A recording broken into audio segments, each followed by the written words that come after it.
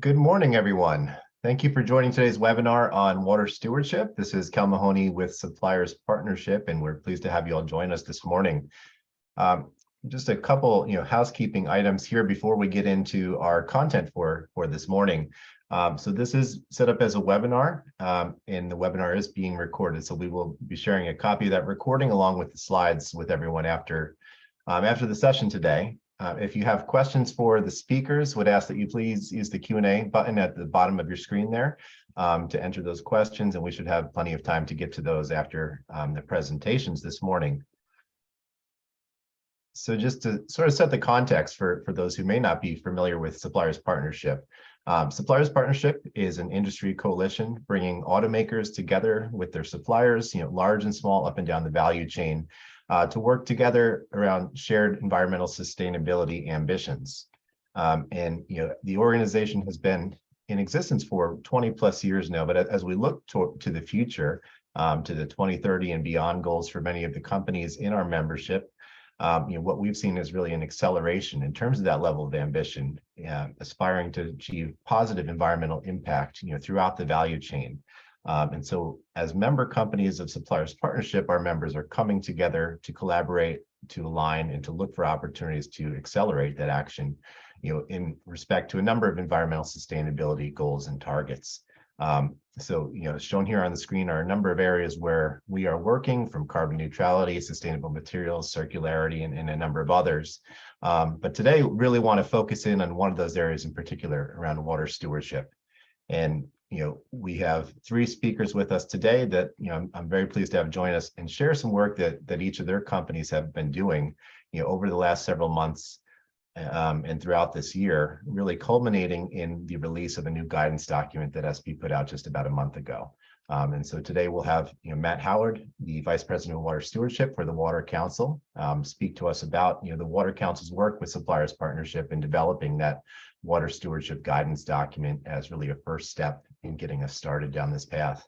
We'll then move to Doug Andrews, the Global Manager of Environmental Sustainability for Lear Corporation, to share Lear's experience in really working together with Matt Howard and with others on the Water Stewardship Work Group in piloting this project at two of Lear's sites in Mexico. And then we'll move to James Cartwright, the North American SH&E Manager for Nalco Water, who can share Nalco's experience in being a pilot participant in this project at one of their largest manufacturing sites here in the United States.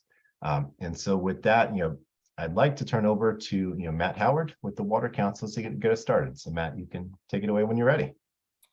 Excellent. Thanks, Kellen, for that introduction. And thanks to all of you out in the audience there today joining us virtually. As Kellen mentioned, my name is Matt Howard, I'm Vice President of Water Stewardship at the Water Council. For those of you that don't know the Water Council, we're a nonprofit headquartered in Milwaukee, Wisconsin. We work internationally with partners, with companies to address water quality and quantity challenges. And we work with utilities, private sector, academia, government, et cetera, to really build a collective action approach, if you will, to addressing water challenges and water opportunities that companies may face no matter where they're operating. And so it's really out of that work that we were approached by the Suppliers Partnership to really formulate, I guess, if you will, a roadmap or an accelerated pathway to improved water stewardship for their membership. Next slide, Kellen. And really, for those of you that may not be familiar with the term water stewardship and what it means, we're really talking about addressing water uses and impacts both inside your fence line, so within your facility, but also addressing those challenges and opportunities that relate outside your fence line. And in fact, when it comes to water stewardship, looking at the watershed, looking outside the fence line, that's where a lot of the risk really emanates from. Whether that's regulatory or reputational or physical risk. And so with the group at SP and the leadership there, we really put together an approach, again, to accelerate companies down this path of improved water stewardship performance. And some of you may be out there wondering, if you're not in the sector or not necessarily familiar with the automotive supply chain, why water matters for this sector. it's surprisingly water intensive. And I think, we've seen just over the past 6 months of this year, some pretty intense extreme weather events and water related events that are impacting company operations and company supply chains. So as we move forward in this world of climate change and increased impact through our water resources, we really do need to develop resiliency in our operations and within our supply chains. And water stewardship can really help companies achieve that goal. So again, we kind of went to the drawing board here at the beginning of the year. This was a 6-month partnership between ourselves at the Water Council and SP and their members, and put together 2 deliverables that we would seek to achieve over the first 6 months of this year. The first is developing what we're calling a water stewardship action matrix. I'm going to talk a little bit more about this in depth in a minute. And of course, you're going to hear from James and Doug a little bit later about their experiences working through the matrix. But essentially, what is it? It's really a plan, do, check, act approach to help companies begin to identify and understand water uses and impacts, and then how that relates to risk for their organization, for the enterprise and for the sites that may be under direct operational control of that enterprise. So plan, do, check, act approach. And then ultimately, really what we want is for companies to begin developing that water related data and information that can help them build a platform for improved operational efficiency, to help them eventually have the right information so that they can set targets and goals and really begin mitigating those highest priority water risks. All right, so that's a lot in terms of what we hope to see from the action matrix. But again, you'll get a better sense of that here in just a minute. And so we put together this action matrix at the beginning of the year. And of course, we wanted to pilot test it. We wanted to make sure that it worked in the real world. We were looking for anywhere from 1 to 3 sites from SP, from the SP membership base to test this. We've got actually 2 sites from Lear that went through the pilot test, as well as the Nalco site. So we did achieve our three site minimum, if you will. And interestingly enough, the Lear sites were in Mexico and the Nalco site was in the US. So we even got a bit of an international perspective from that pilot testing phase. Next slide, Kellen, please. So this is the action matrix. Let's kind of walk from the left-hand side to the right-hand side, and then I'll dive down into the specifics. So on the left-hand side, you can see 2 boxes there: enterprise actions and site actions. That's the core of the action matrix. You go through these actions, you achieve and accomplish these steps that these actions require. You'll have the necessary data and information to engage on the outcomes that you see moving over toward the right, the outcomes box. Now, the outcomes weren't required and are not required as part of going through the action matrix. They're voluntary, but essentially you do the steps on the left-hand side, you'll be well positioned to develop a water policy, for instance, to set targets and goals. But again, that wasn't necessarily part of the pilot test or the requirement of the action matrix.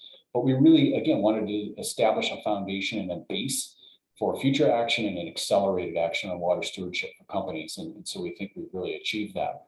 At the end of the day, we really wanted to align companies that use the action matrix toward international best practice in terms of what it looks like to achieve good water stewardship outcomes at a site: quality outcomes, quantity outcomes, regulatory outcomes, beyond regulatory compliance, for instance.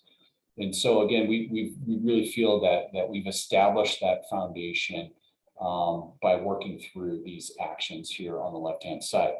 So let's take a little bit of a deeper dive into the left-hand side here and into these core actions. I got them divided by enterprise actions and site actions. The reason that we did that is obviously we'll have some companies that are single site operations, and so they might do these 2 action sets in parallel. Or we might have companies, say like Lear or Nalco, that have multiple sites. And so maybe there are some actions that corporate can help out on, while the sites themselves that are working through the matrix do some of the sort of local data collection and information gathering. So that's kind of why they're subdivided like this. Again, these actions can be done in parallel, they can be done sequentially, they can even be done out of order. This is really just meant to provide an easy sort of mental framework for companies as they prepare to work through the action matrix. So what do we want you to do? We'll start with the enterprise actions. We want companies, SP companies, to begin with a watershed risk assessment. So whether you've got one site or many sites, there are some great free tools out there to help companies do a watershed risk assessment. And the reason we want you to do that, again, that outside the fence line approach and understanding, that's where risk lives for companies. That's where they're sourcing water.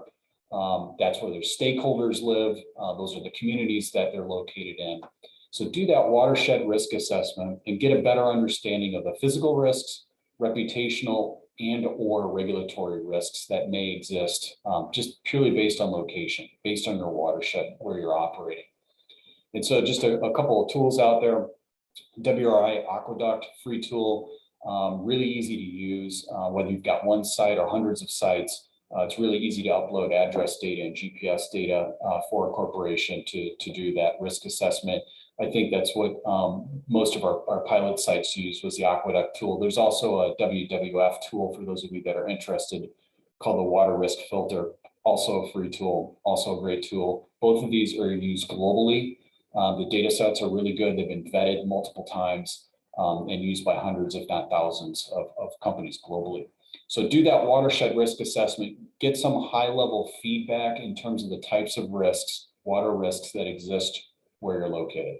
Next action is the stakeholder ID component. We're not asking within this action matrix that companies actually do stakeholder engagement. Really what we're trying to get them to do is to think about different stakeholder groups that have either an impact on their operation or an influence on their operation, or how the sites may influence or impact those different stakeholder groups. So a couple of groups that we recommended our pilot sites check out. Number one, your utility, your water service provider. Obviously, they're providing you water, maybe they're treating your wastewater. Get to know your utility. They've got really good intel and information on risk conditions in the watershed, but obviously they may have some insight into upcoming rate increases or rate hikes. So lots of great information from the utility to help you do some planning just in terms of your own operation. So get to know your water service provider, that third party that's providing water to your operations. Another stakeholder group which you may consider approaching, or at least IDing, which is what we wanted to do here, was put together sort of a high level ID or map of stakeholders. Are those local stakeholders where your facilities are operated that engage in water related activities, whether it's habitat restoration, think river keeper groups. Those types of stakeholders, again, have really good intel on current and future risk conditions and trends in the watershed where you operate. Doing stakeholder ID, and ultimately, if you choose to do stakeholder engagement at the end of the day, it's not just a feel-good exercise. It's really meant to provide key insight into, again, those current risk conditions that could have an impact on your operation, whether that's changing regulatory requirements, upcoming rate increases, or just other policies or issues that as a company that may be relatively water intensive, you should be aware of. So that's really all we wanted from the enterprise actions, that watershed risk assessment and that general stakeholder identification. So where the rubber really meets the road, so to speak, in terms of the water stewardship action matrix is at the site level, the site actions still on the left-hand side here of the slide at the bottom. First step is pretty straightforward. We wanted our companies just to identify whether or not there's an existing environmental management system in place at their sites. And more specifically, if there is such a system, and we hope there is, whether it's ISO or it's a proprietary system, have water related aspects or water aspects been integrated into that system? If not, great opportunity for improvement here. And really, that was part of the reason behind kind of doing this plan, do, check, act approach for the action matrix itself, was so that companies could roll these water activities or these water actions that I'm describing into current or existing practices or guidelines or again, systems that they already have in place at their facilities. So just checkbox this one off. You've got a management system, yes or no, on whether or not water aspects are integrated.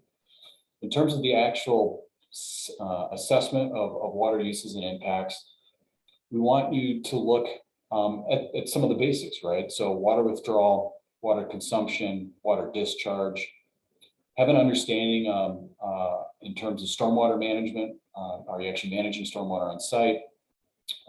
Some localities here in the United States actually have stormwater fees that you pay in terms of the amount of impervious surface area on the facility. So again, just have a better understanding at your site of how you use and impact water resources. How's water being delivered to your site? Is it coming from a third party, a utility? Are you actually directly withdrawing water? Do you have your own wells, for instance? And again, how is water leaving your facility? Direct outfall right into a surface water body, or is it going into a sewer system, for instance? So do that site level assessment, get the basic understanding of how water comes into your facility, how it's leaving your facility, and of course, quantify those amounts in terms of water usage. We want you to do a source water assessment. This sounds maybe like a little bit more work than it actually is. Really what this involves for most companies, and especially companies that rely on a third party or on a utility, pick up the phone, call your utility, find out where that water is coming from, that water body that your water is coming from.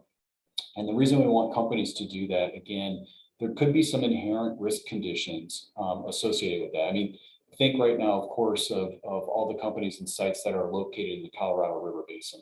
Now, there's not a whole lot that those individual sites can do about those water supply issues right now, but certainly having a better understanding both in the short and medium term about issues that may be associated with your source water supply can help you, again, build a more resilient approach to potential disruptions and rate increases and things of that nature. So it really, for the most part, does just involve a conversation with your utility. Again, just identifying that water body, whether it's groundwater or surface water, and trying to get some understanding of sort of the health and the status of that water body and any short, medium, or long-term concerns with water availability. So that's the source water assessment. Water balance. So now you've got some information from your site level assessment, as well as the source water assessment. You can put together a pretty simple or straightforward schematic or water balance. And really what we're trying to achieve here with this site is, again, to help companies recognize explicitly how water is moving into the facility and through the facility, the different uses inside the facility, from domestic use to maybe production or cleaning or other uses. And that water balance, a mass balance, for instance, will really help companies determine whether or not there's some unaccounted for losses or leaks. Or maybe you get to doing the water balance exercise and you actually don't have water meters in your facility. So it's really, again, just getting companies to have a more intentional understanding of water uses and impacts, and doing a water balance is yet another tool to provide you with some quality information that may reveal some areas or some opportunities for improvement. And then last but not least is a WASH assessment for your participating sites. WASH stands for Safe Access to Water for Sanitation and Hygiene. And so basically, we want to ensure that workers on site have access to water for all their individual needs. So that's a straightforward, there's an online tool that can accomplish that for sites. That's also free to use. So those are really the actions that we wanted our sites to go through. Again, you do all these things on the left-hand side. If you choose to go forward and do so, you've got the relevant information on to put together a water policy or commitment statement for your company. You've got, I think, the necessary data and information to really begin thinking about setting goals and targets, whether that includes water reduction or water quality targets or whatever it could be. You're also developing and have achieved now and gathered the necessary data to do some external reporting, whether that's to your own customers in the supply chain, whether that's to investors or asset managers, but you've got necessary data, water-related data for external reporting. And again, as I said, it's aligned to international best practice, which in this case is the Alliance for Water Stewardship Standard. Next slide, Kellen. So we don't need to dwell on this slide, Kellen, but again, you're going to be hearing from our two companies and the 3 total sites here in just a second, and really give you their experience in terms of using this. One of the things that we developed as a result of the pilot test was a guidance document. So we do have fairly significant guidance out there to help companies work through this action matrix, provide just some conceptual overviews of water stewardship, some factors to consider as you're planning to implement the action matrix, the guidance itself that goes through all those actions I just outlined, and of course, some possible outcomes and next steps that companies can take now that they've got all this data and information. So that is essentially an overview of the action matrix. And now I'm going to turn it back over, I guess, to you, Kellen, or to Doug to begin the discussion from our other 2 panelists on the pilot test. Great, thank you very much, Matt. Yeah, so I think in the interest of time, we'll hold questions to the end and move right over to Doug. So Doug, you can take it away when you're ready. Thank you. Good morning, and thank everybody for joining the webinar, and hope you get some valuable information from it.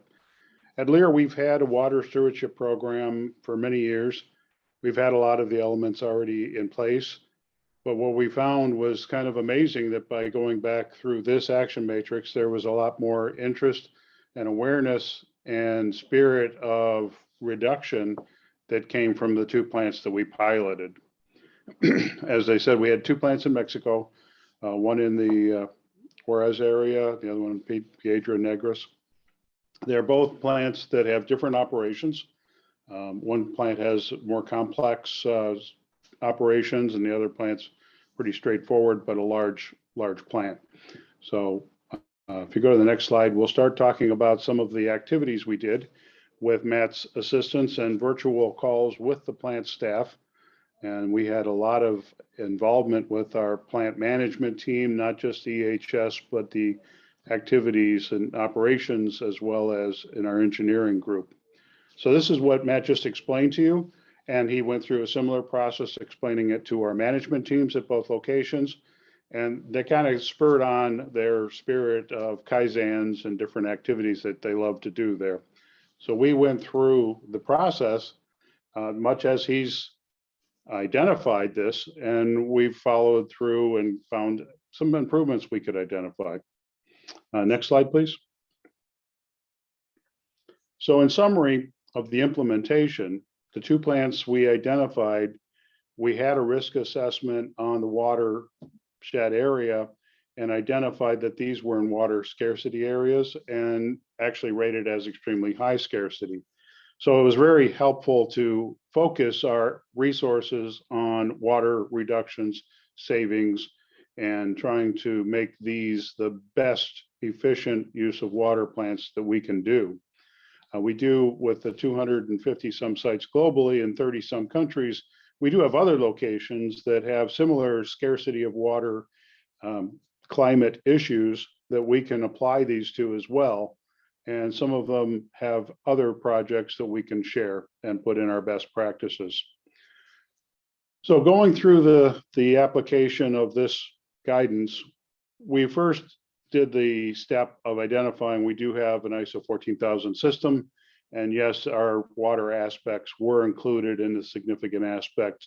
And there are water reduction targets for these 2 sites, as are also there for globally for all of our sites.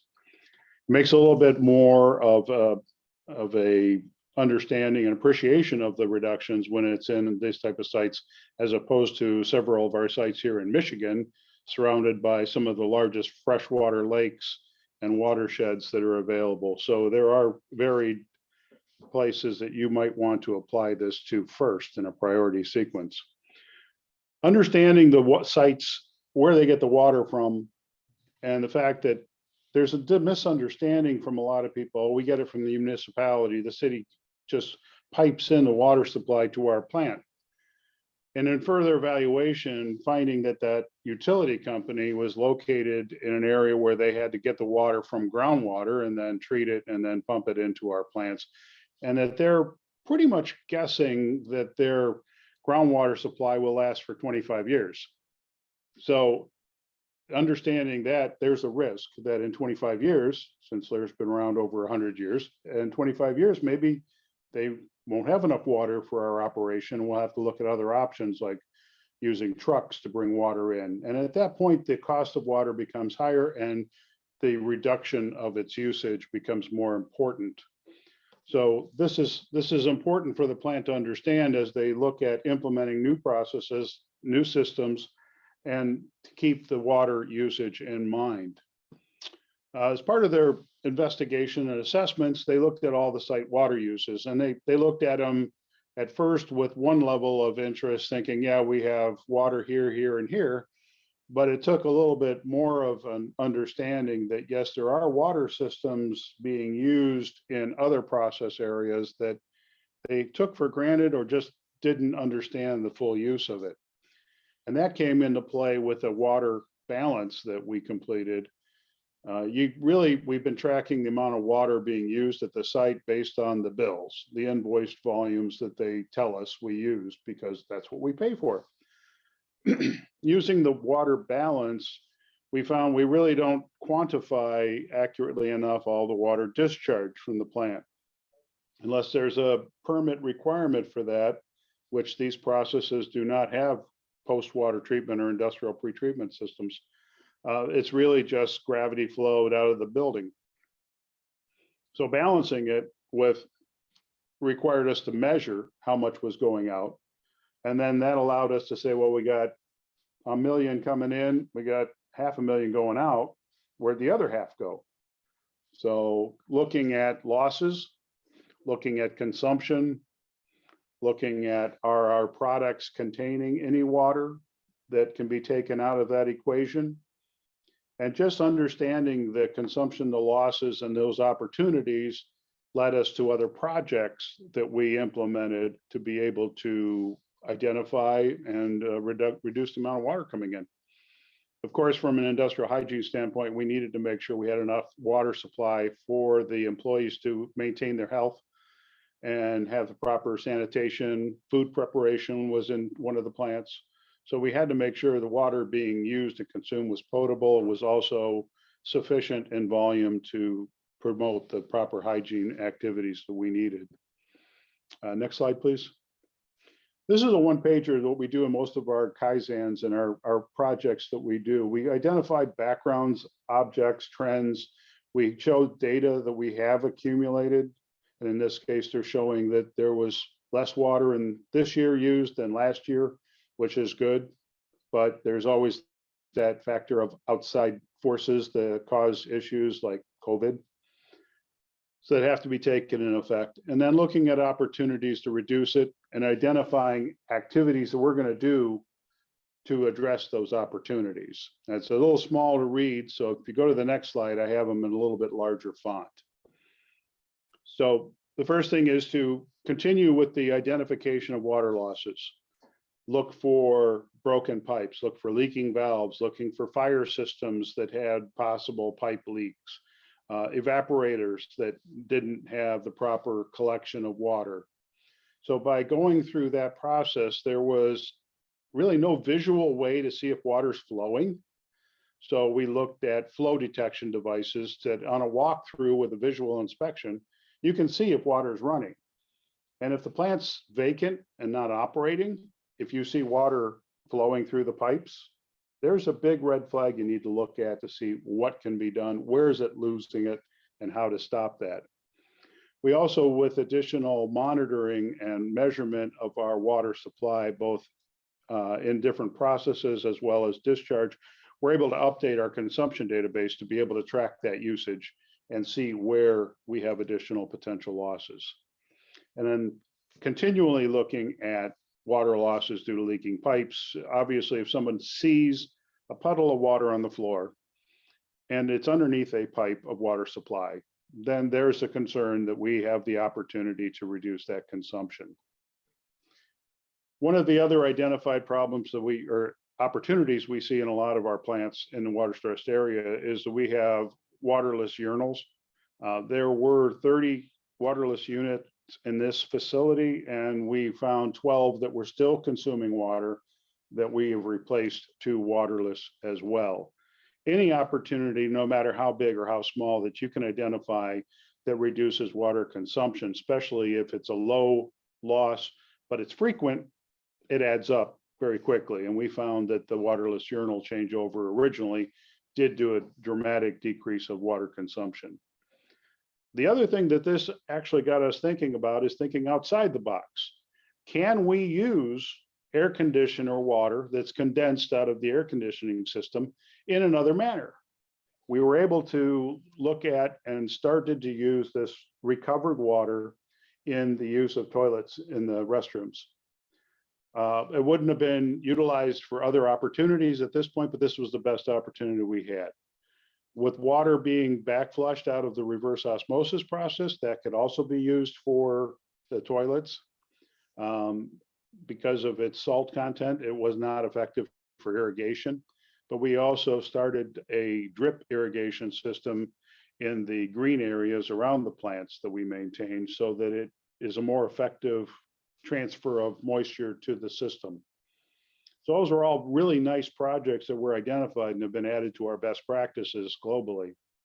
Next slide, please. This is a picture of the clamp-on visual indicator of flow.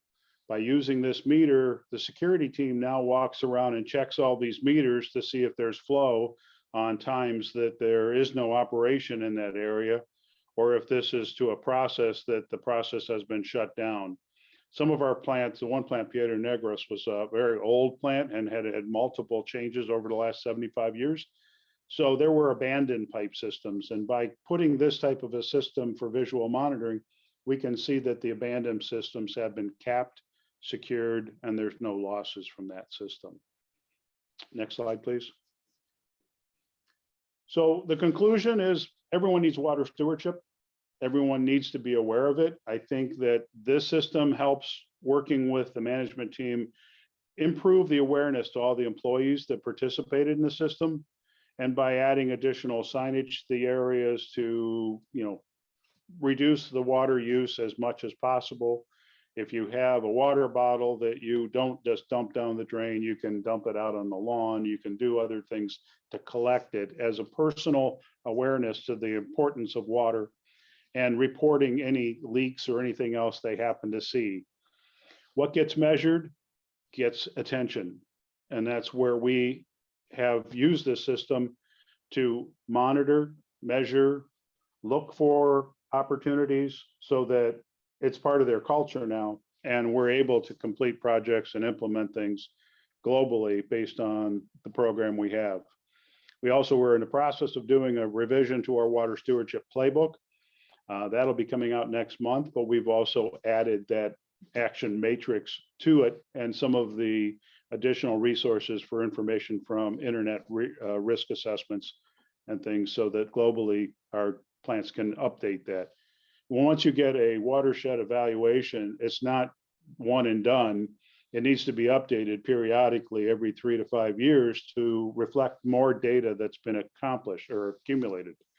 So it's important to keep things maintained and revised and reviewed on a regular basis. This was a very helpful program for us. We benefited from it at those two plants and globally. We do have global water reduction targets for our plants, and it is part of included into our ISO 14000 as well as our sustainability program in general. So thank you, Matt, for helping us improve, and hopefully everybody can get the opportunity to use your guidance to improve themselves. Excellent. Thank you, Doug.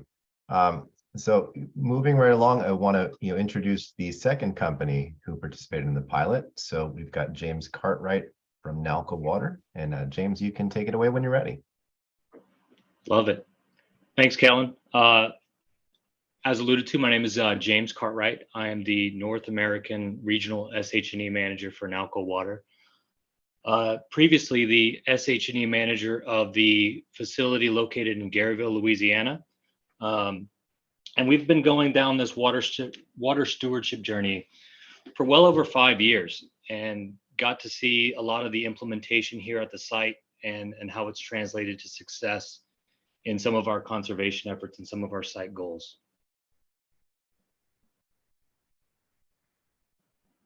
Go to the next slide. Water is critical to our existence. It's a critical element that enables us to work, live, thrive, and progress. And that's really foundational to the company goals of Nalco. Go to the next slide. Why it's important. As Doug alluded to, water demand for clean water will surpass supply by over 40% estimated by 2030. So it's becoming increased focus point of a lot of businesses, and I see the suppliers partnership taking that on and being proactive with it. That's great to see. Nalco Water provides products for buildings, facilities, chemical companies, data centers. I mean, you could see it on and on. Power facilities as well as transportation groups.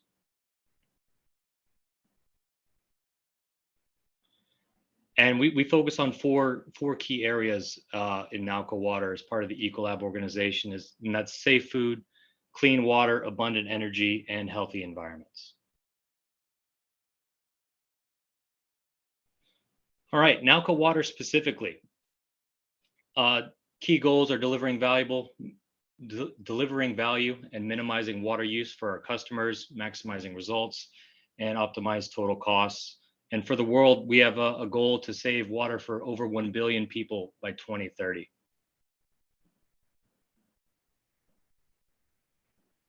All right, Garyville specific. Welcome to the Garyville facility, one of Nalco's largest and most diverse manufacturing sites. Pretty large facility with several production units, and we make a wide array of chemicals for various industries. Over 1,800 SKUs, manufacturing almost 200,000 metric tons of productions. Just a high level overview of the site here.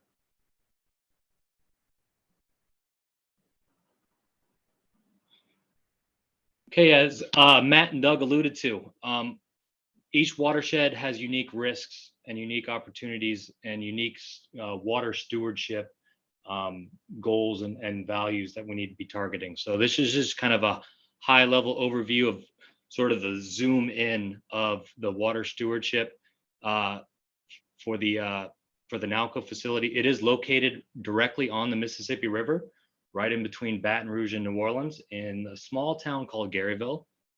And we can move on to the next slide.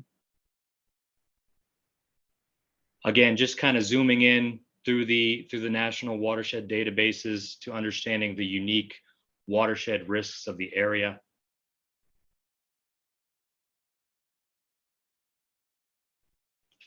Okay, Doug alluded to water scarcity issues at the Lear facilities. In the Garyville site, we're located on the Mississippi River, and water supply is not one of our critical risks. However, natural disasters, flooding, water pollution, water infrastructure, as well as our neighbors up and down the Mississippi River and their impact on the potential supply of the Mississippi River is critical to the plant's, continued business continuity, good governance and compliance, managing quality of our products as well as our effluent discharge. And so understanding the watershed risks and how they relate to the specific facility is important, because water supply is not an issue here, mainly business continuity and water quality. You can see a little risk matrix that we put together for the site to understand the various aspects and the risk values for the facility.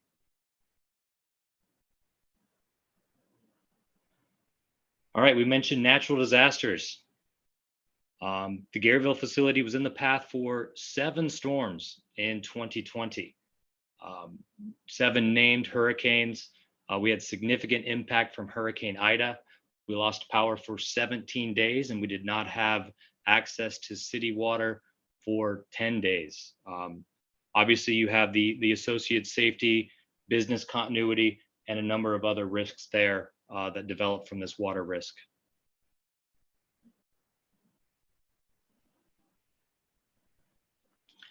One of the critical pieces is understanding who you're engaging with in this stewardship journey. These are individuals with aligned priorities. They can offer shared solutions. They manage the governance of the water and the regulatory compliance. And it also opens up a framework for communication of best practices.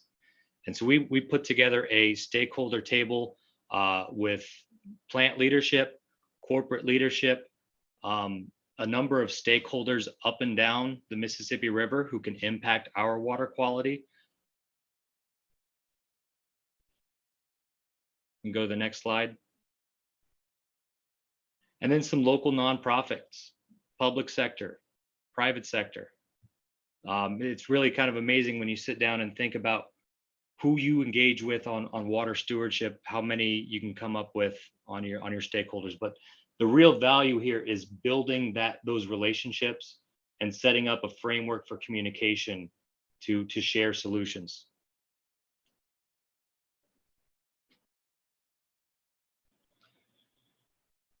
All right, understanding the site's infrastructure, absolutely critical to success. We do direct discharge from the Mississippi River, direct withdrawal and direct discharge. We also have stormwater outfalls that make its way up into Lake Marpaw. We can move on to the next slide. And understanding WASH, access to hygiene and sanitization. We actually developed a plot plan locating various restroom facilities and access to water. We have both parish water for potable water, and we also have bottled water available as a backup resource as well. But understanding your access to hygiene and sanitization is critical.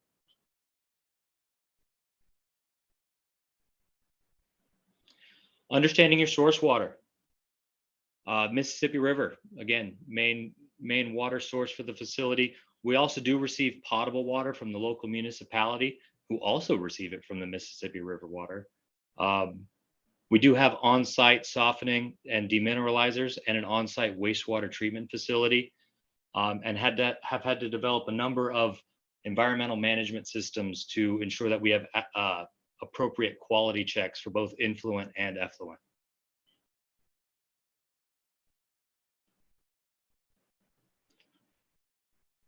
Water balance. It was interesting to hear Doug talk about the metering exercise at the Lear facilities, because we went through a very similar exercise at the Nalco site. We had a pretty good grasp on how much water we took in and how much water we discharged, but we didn't really have a good understanding of where our water losses were and where our opportunities for improvement were. We got commitment from corporate and site leadership to install a number of very similar meters throughout the facility to really understand where our water is going. Once we understood where our water was going, we were able to implement targeted engineering solutions that gave us the best return for the investment on reducing that water balance.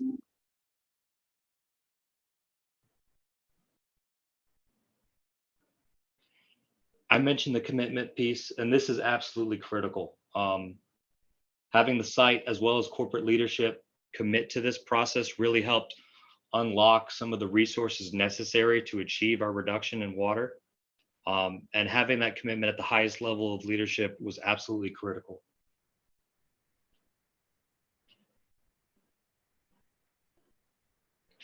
Matt alluded to the kind of the management systems that you build these processes into, and it was relatively seamless. I mean, as a production facility, you have your standard cadence of meetings and corporate reports and internal reporting and things like that.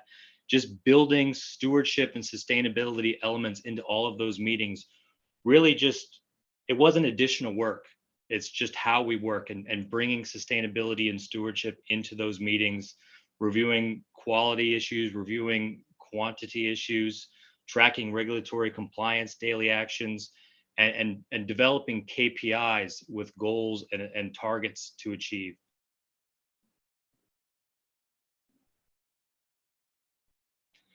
Okay, it's been about 4 or 5 years since we've actually gone through this process. Ecolab and Nalco have a publicly stated 3% year-over-year water intensity reduction goal. And I've got summarized some of our performance from 2018 to 2021. both in cubic meters, but it equates to approximately 55 million gallons of water reduction on an annual basis. Hasn't been easy. You see a bunch of spikes and troughs, Hurricane Ida, environmental challenges with the freeze, obviously production changes and volume changes have played a factor in our progress here. But a lot of the really good projects that we implemented over these times were washout matrices. We make, 1,500 products, and going from product A to product B may take a simple rinse and capture, or may take a several day boil out process, and really optimizing how we do our scheduling and optimizing how we produce the chemicals to meet the supply chain demands, while also taking into account the sustainability impact of that process as well, was one of the key deliverables that we were able to achieve. Also utilizing the Nalco 3D TraceArt technology on our cooling towers and boilers help optimize performance and reduce blowdown and losses from sort of our water infrastructure. And then, as mentioned earlier, developing targeted engineering projects to target losses. One of our biggest achievements was a sand filter recycling process, where we had this waste stream, sort of similar to what was alluded to with the AC condensate. We were able to repurpose this discharge from a sand filter and reutilize it into our process and save the water there.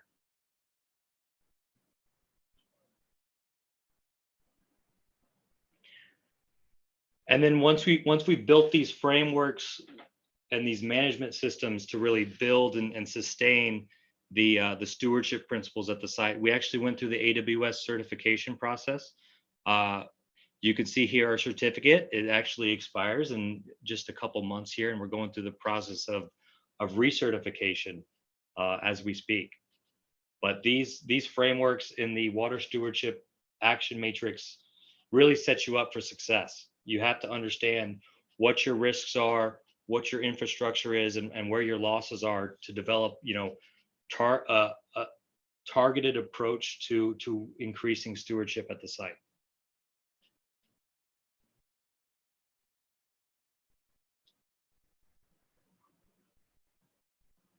Excellent. Thank you, James, so much for sharing Nalco's journey there with us. Really appreciate it.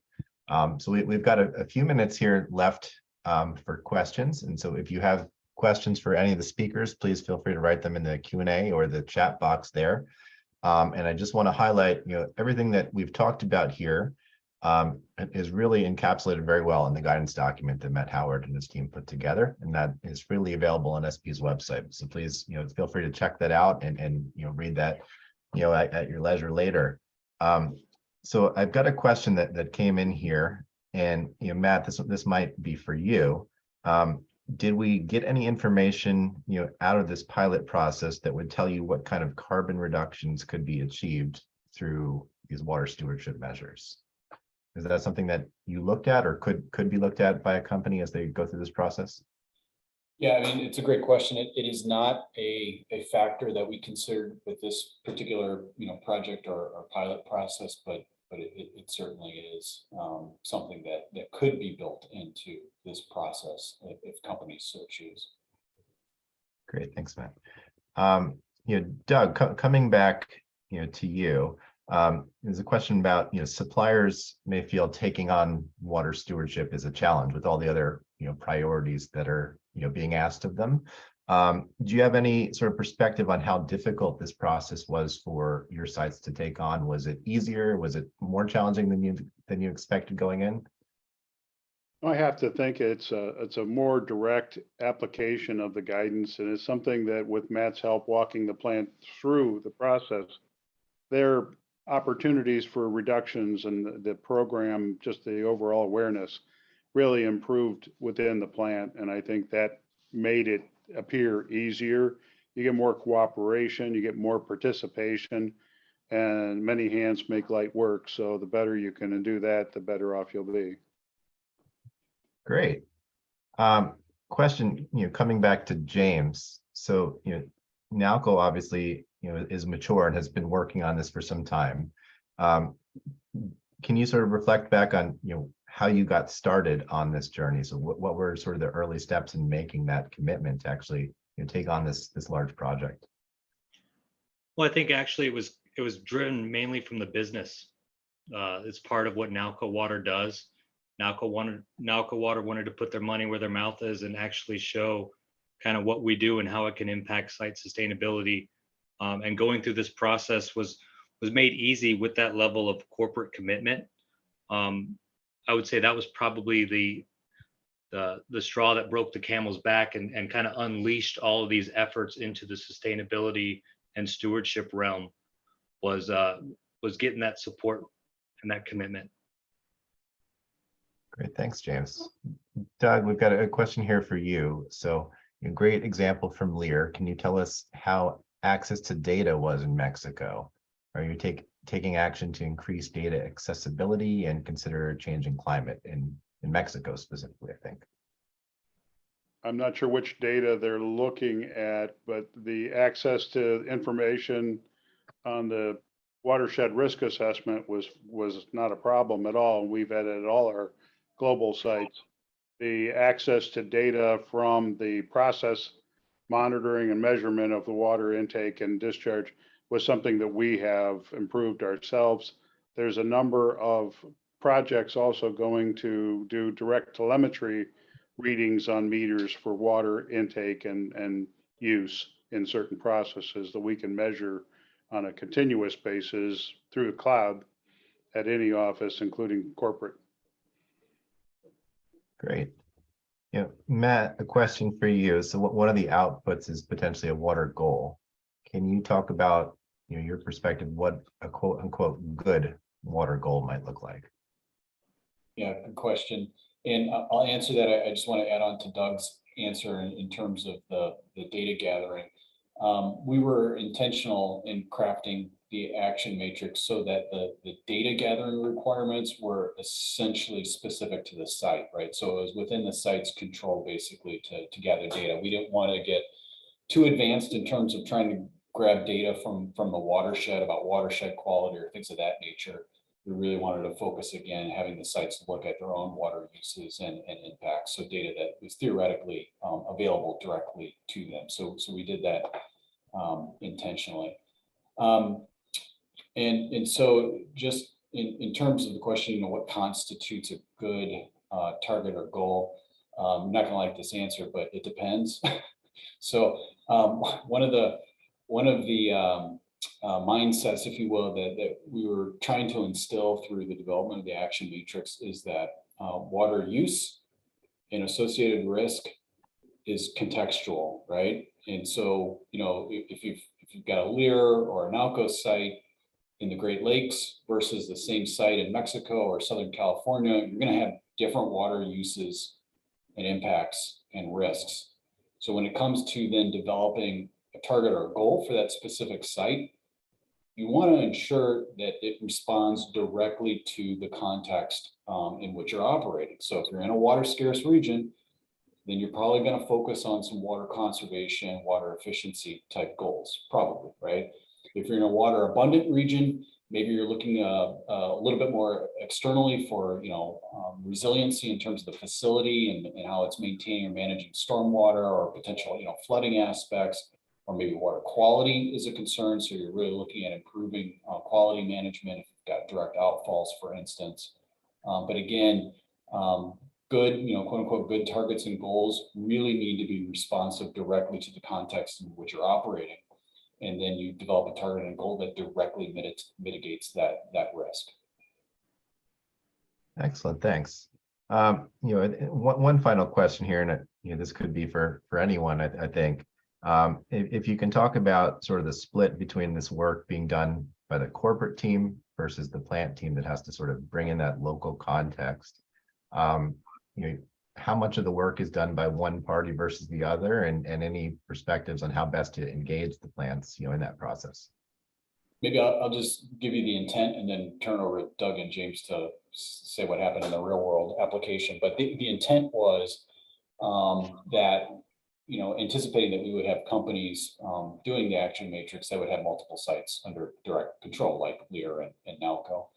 And as Doug said, many hands make light work. So if we can split up some of those activities between, sort of corporate things that you can do essentially from a desk, virtually. So doing that watershed risk assessment, helping to identify key stakeholder groups for sites. That's the type of activity that generally can be handled by corporate. And then again, the very site facility specific data gathering really does need to occur on the ground at the local level. So that's why we developed that split. But again, in the real world, maybe there isn't availability of corporate staff, to do the watershed risk assessment, or you're a single site company in operation, right? And so essentially the same person or group of people are going to do the enterprise and site actions. So it should be flexible in terms of how you apply it in the real world, but that was the intent. I think from real world aspects, Matt, you're right on. It depends on the company. Here we have less corporate resources than we do plant resources, but you get the economy of scale by doing some of the watershed assessments on a corporate basis, getting the guidance material together, sharing the best practices as a corporate function where we collect all the best projects and communicate them on, mostly through our continuous improvement group. And then when it comes to the plants, you got to have them own it so that they will get the experience, the awareness, the culture of water reduction. And they have to complete the majority of the assessments on site. Even bringing in a consultant doesn't increase the awareness and the ownership of the project, and it doesn't have as much success. So getting them on board with the importance of water reduction, as well as any environmental or sustainability activity, it's important to have it presented properly to the plant, get the buy-in from the top management, share that and assist, but let them do the assessment for their own satisfaction and success. Right. Similar story for the Nalco. We had some corporate resources really help build the framework and set the sites up for success. So working with Matt and Water Council of understanding the intent and the framework of this process, and then really giving it to the site and having them go with it, help them set up for success for sure. Excellent. Well, with that, we're right at the end of our time, but I want to thank again, Matt and the Water Council, for your partnership on this project, bringing in those international best practices to show us where the opportunities were, and Doug and James to Lear and Nalco for taking that leadership on and piloting this project with us to show us how this actually could work in the real world. I think this collaboration has been excellent, and the guidance document gives a process that any supplier can learn from, right? So would encourage folks in the audience to check that out, and we do intend to continue building on this and taking on further phases. So please stay tuned for more. But with that, I want to thank you all for joining today, and thank you again to Matt, James, and Doug for your presentations.